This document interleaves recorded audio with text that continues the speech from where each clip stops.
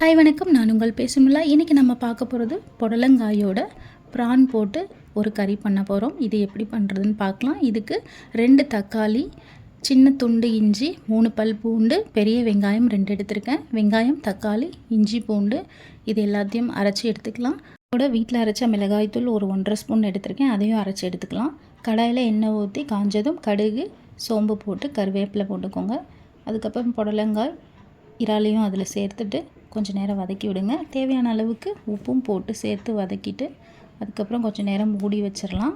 மூடி வச்சுட்டு ஓப்பன் பண்ணி பார்த்துட்டு தண்ணியெல்லாம் கொஞ்சம் வற்றினதுக்கப்புறமா அதில் நம்ம அரைச்சி வச்ச அந்த விழுது எடுத்து போட்டு கொஞ்சம் நேரம் வதக்கிட்டு இதையும் மூடி வச்சிடலாம். அதில் லைட்டாக தண்ணி பிரிஞ்சு வரும் பாருங்கள்.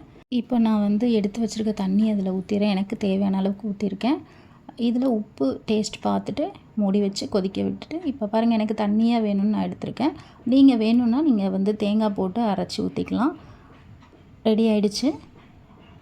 ரைஸ் வித் ப்ரான் புடலங்காய் கறின்னு சொல்கிறத விட குழம்புன்னு சொல்லலாம்.